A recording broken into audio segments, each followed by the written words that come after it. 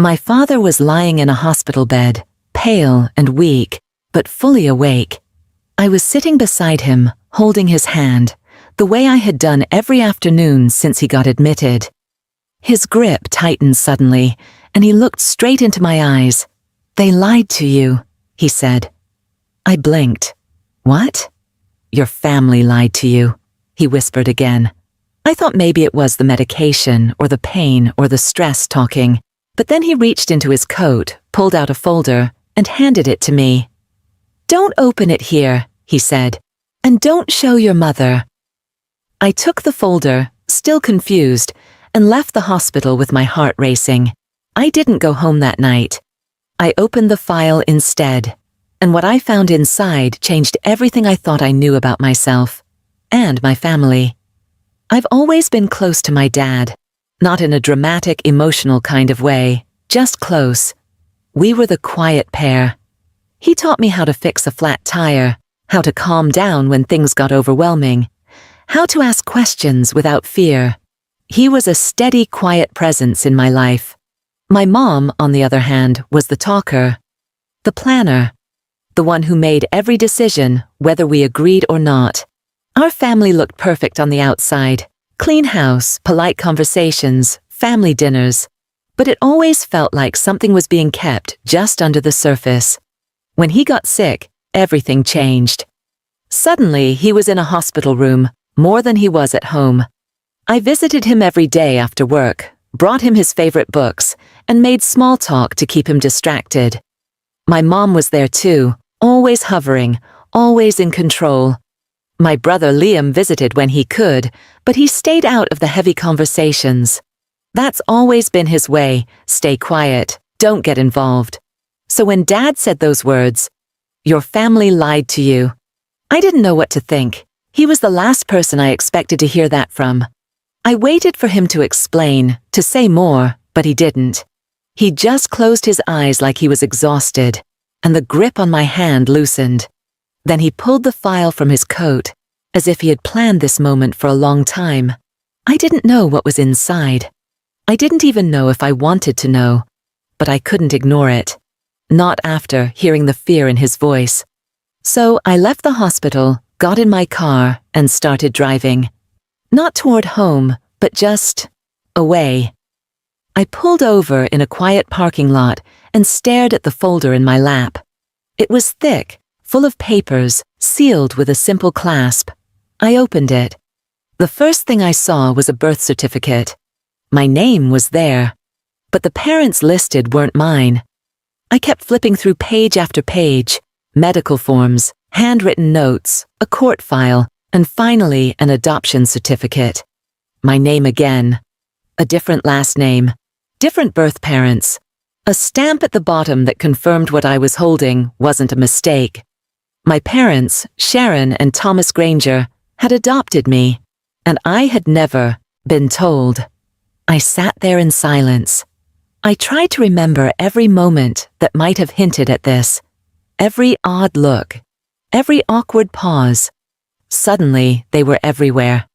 My mother's reaction whenever someone mentioned family history, my aunt's silence at certain family gatherings, my father's eyes when I once asked why I looked nothing like my brother. I wanted to scream, but nothing came out. Instead, I picked up my phone and stared at the screen. I didn't call anyone. Not my mother, not Liam, not even my dad. I just sat there alone, holding the truth in my hands. It was late. I could have gone home, but I didn't. I drove to a friend's place and crashed on their couch. I couldn't go back to a house full of secrets. Not after learning that the people who raised me had built my life on a lie. The next morning, I woke up early on my friend's couch with the folder still tucked under my arm. I hadn't slept much.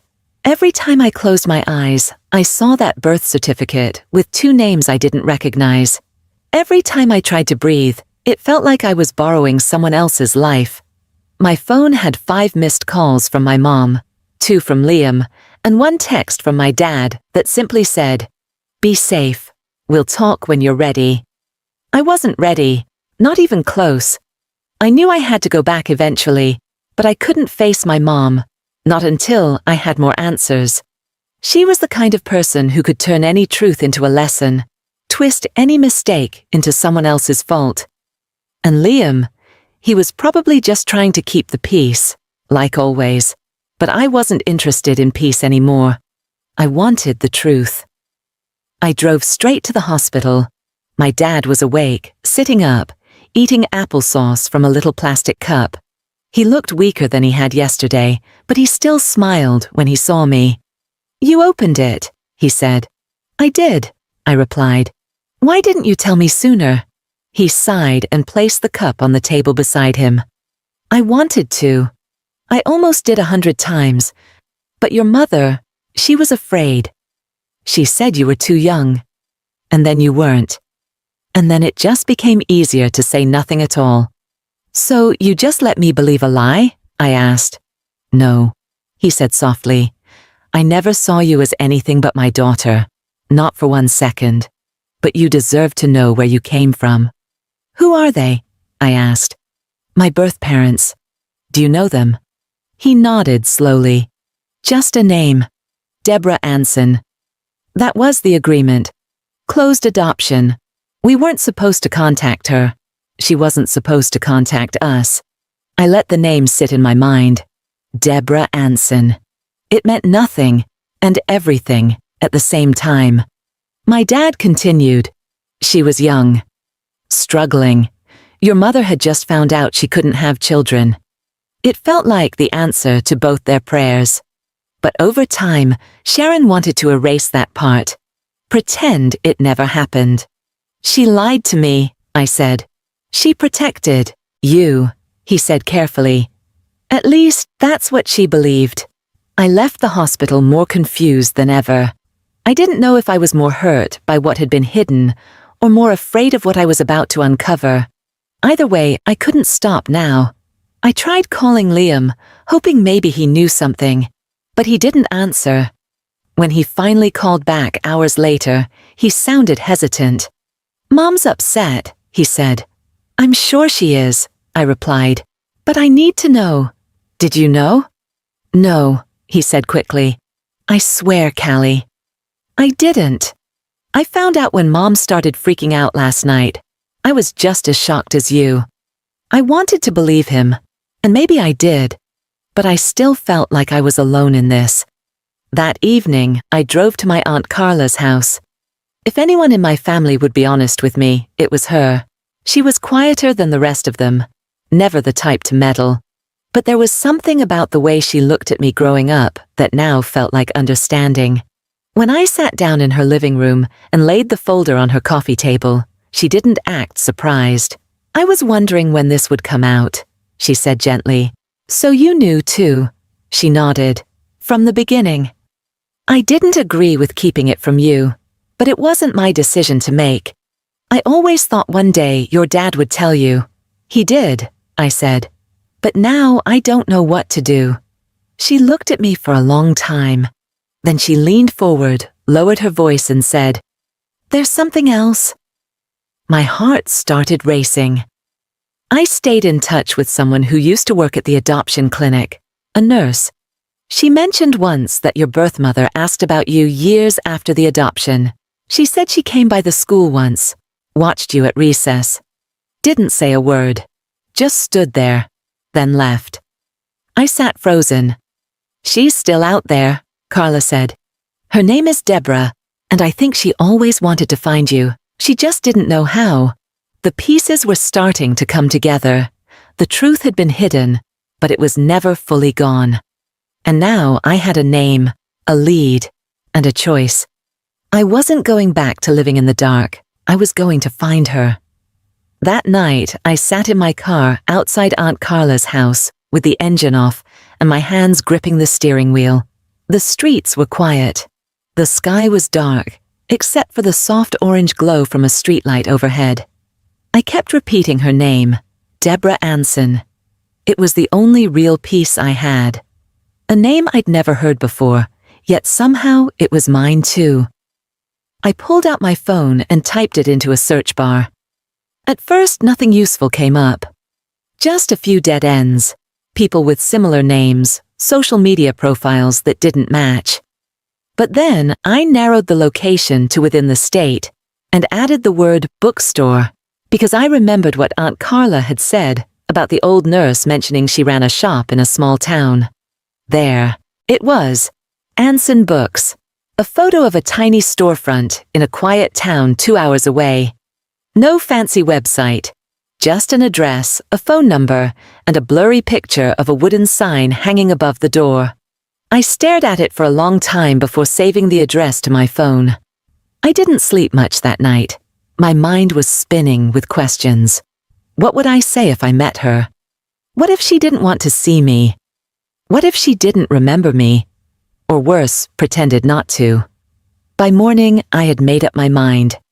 I packed a small bag, texted my boss that I needed a personal day, and left a note for my dad at the hospital. I didn't tell my mom. I didn't have the energy to deal with her reaction. She'd try to control the situation, to stop me or guilt me into staying. But this wasn't about her anymore. The drive felt longer than it should have. My heart was pounding the entire way. I played the radio low, not really listening. I just needed the noise. I kept wondering if she would recognize me, if I'd recognize her. When I pulled up to the bookstore, it looked just like the photo, small, a little weathered, with a white bench outside and potted plants near the entrance. I sat in my car, staring at the front door. For a moment I thought about turning around, just going home, pretending I never found her. But then I remembered the way my dad's voice sounded when he told me the truth. The way Aunt Carla said she had once stood outside my school. She had already found me once. Maybe it was my turn to find her now. I walked in slowly. The bell above the door gave a soft chime. The place smelled like old paper and lavender. Shelves lined the walls, full of used books, the kind with folded corners and handwritten notes inside. There was a woman at the counter, probably in her late 40s, maybe early 50s. She was organizing a stack of books, wearing a simple cardigan, her hair pulled back loosely. She looked up when she saw me. For a moment her face went still. Her eyes met mine, and something flickered across her expression. A pause. A recognition. "Hi," I said, my voice quiet. "Are you Deborah Anson?" She nodded slowly. "Yes. Can I help you?" I swallowed hard. "My name is Elise Granger. I think I might be your daughter."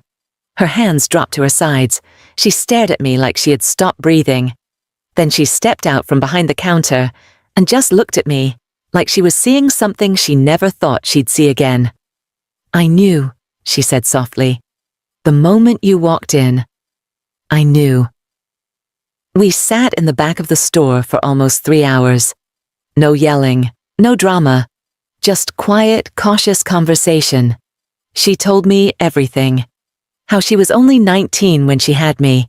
How her parents refused to help. How the adoption happened fast. "They told me you were going to a good home," she said. "That you'd be loved. That it would be better if I disappeared." Tears filled her eyes, but she didn't cry. She stayed strong. "I wanted to find you. I asked. I wrote letters they never answered. I came to your school once, just to see you from a distance. You were wearing a yellow jacket. You smiled so big. And I knew you were okay. That helped me survive a lot of empty years." I told her about my life, my family, my confusion. I showed her the folder my dad had given me, and she traced her fingers over the name on the page like it was something sacred. Before I left, she asked if she could hug me. I said yes. It wasn't the kind of hug that fixes everything, but it was real. And it was the start of something I never knew I needed. As I drove home, I realized I wasn't searching for a new mother. I wasn't trying to replace anyone. I was just trying to understand who I was. And now, for the first time in my life, I finally had the full story. When I got home that night, everything felt quieter than usual. The house hadn't changed, but I had. I walked into my room, closed the door gently behind me, and sat on my bed, staring at the ceiling, Meeting Deborah had stirred something in me I hadn't expected. Peace, confusion, a strange kind of relief. It didn't erase the pain, but it gave it shape. I finally knew what I had always felt, but never had words for, that a part of me had been missing. And now I knew her name. I knew her voice. The next morning I went straight to the hospital. My dad was awake, sitting up in bed, eyes brighter than I'd seen in days. He looked at me like he was worried I might be angry. Maybe I had been for a little while, but not anymore. "I found her," I said. He nodded slowly. "How did it go?" "She's kind, quiet, and she remembers me. She came to see me once when I was little. She watched me play at school but didn't come close. She said seeing me happy was enough." He closed his eyes and leaned back against the pillows. "That sounds like her." "You knew her well?" I asked. "We met her a few times," he said. "Before the adoption finalized. She was scared, but strong. Your mother and we didn't want to erase her. But Sharon thought if we brought her up, it would confuse you. She thought keeping it simple would protect you." "Simple doesn't mean honest," I said. He nodded. "I know." There was a long pause between us. Then I reached out and took his hand. "I'm not mad anymore," I said. "I'm sad, and I'm hurt, but I'm not mad. You told me the truth, and that matters." His grip tightened, just like it had in the hospital days before. "I just wanted you to know who you are before I go. You're part of who I am too," I said. "That doesn't change." That afternoon, I went home and decided to talk to my mother. Really talk. I found her sitting at the kitchen table, flipping through a stack of unopened mail. She looked tired and guarded. I sat across from her and placed the file on the table again. She didn't touch it. "I know everything now," I said, "and I need to hear your side." For a while, she didn't speak. Then finally, she let out a slow breath and said, "I was terrified you'd choose her." I blinked. "What?" "She gave birth to you. That's a bond I could never recreate. I thought if you knew the truth, you'd go looking for her, and you'd leave us behind." "That's not fair," I said. "You were the one who raised me. You're the one who taught me how to tie my shoes, how to ride a bike, how to cook pasta without burning it. You were my mother in every way that mattered. Why didn't you trust that?" She looked down at her hands. "Because I was afraid. I didn't want to share you. I didn't want to risk being seen as just the substitute." "You were never that," I said, "but keeping the truth from me made me feel like I was someone else's secret." Tears welled in her eyes, but she didn't let them fall. "I'm sorry," she said quietly. "I should have told you years ago." We sat in silence for a while. Not everything was healed in that moment, but something had shifted. For the first time, she was honest. And for the first time, I felt like she saw me completely. That night, Liam came over. I told him everything, from the file to the bookstore to the conversation with Mom. He listened quietly, then put his arm around my shoulders and said, "I'm proud of you. I couldn't have handled it the way you did." "You would have," I said. "You just didn't have to." In the days that followed, I stayed in touch with Deborah. We didn't rush anything. No big family reunions, no dramatic tears, just small steps. She mailed me a photo of her holding me at the hospital the day I was born. I had never seen it before. I cried when I opened the envelope. Not because it hurt, but because it finally made sense. That photo wasn't proof of what I'd lost. It was proof of where I began. I wasn't broken. I wasn't incomplete. I was a person with a complicated, beautiful story that took longer than most to uncover. But now that I had it, I wasn't letting it go. And for the first time in my life, I wasn't afraid to look in the mirror and wonder who I was. Because now, I knew. The weeks that followed were strange. Not in a bad way, just unfamiliar. It felt like I was relearning parts of myself, like I had walked into a house I'd lived in my whole life, and started opening doors I didn't know existed. Some led to pain, some to warmth, but all of them mattered. My relationship with Deborah didn't become some overnight fairy tale. We didn't suddenly fill in the years we'd lost, but there was something honest and quiet about how we started talking. At first, it was just letters and texts. She sent me stories about her life, things she liked as a kid, the job she had at the library when she was 20, a picture of a sunflower field she used to visit every summer. I sent her photos of my childhood, told her about the people who raised me, and tried to bridge the space between then and now. Every message made the distance feel smaller. Meanwhile, at home, things with my mother were careful but improving. We didn't pretend like nothing had happened. In fact, the silence between us had become softer. Not empty, but filled with the weight of things we were slowly learning how to say. Sometimes she'd come into my room with an old photo album and sit beside me without a word.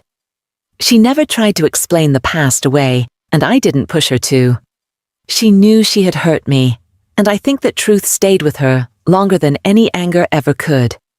One morning, she made us both tea and sat across from me at the kitchen table.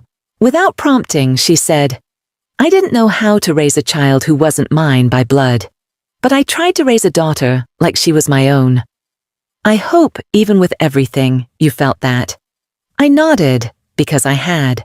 I had felt loved. I had also felt controlled and confused, but none of it canceled the rest out. That's the thing about family. Most of the time, it's not clean. It's messy and complicated and full of contradictions. But when there's love, even damaged love, it's worth holding on to, if it's real. My dad's health continued to decline, and about a month later, he passed away quietly in his sleep. It was early morning, and the nurse said he didn't seem in pain. I was at his side, holding his hand, just like I had done all those afternoons before. I told him I found the truth, and that I would carry it with care. I told him I forgave him for the silence, and I told him thank you, for choosing me, for giving me a name, for being the first person to tell me what I deserved to know. At his funeral, I placed the photo Deborah had sent me, of her holding me at the hospital, inside the casket, tucked into his pocket. He never met her again after the adoption, but he never forgot her either. I think that's what made him so determined to tell me the truth in the end.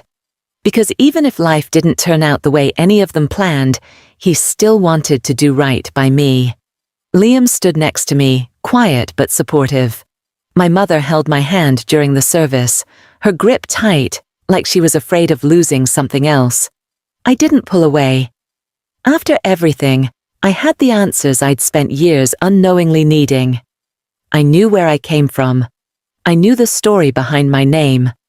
I knew the names and faces of two mothers, one who gave me life and one who raised me, and I no longer felt like I was standing in the middle of a story with no beginning.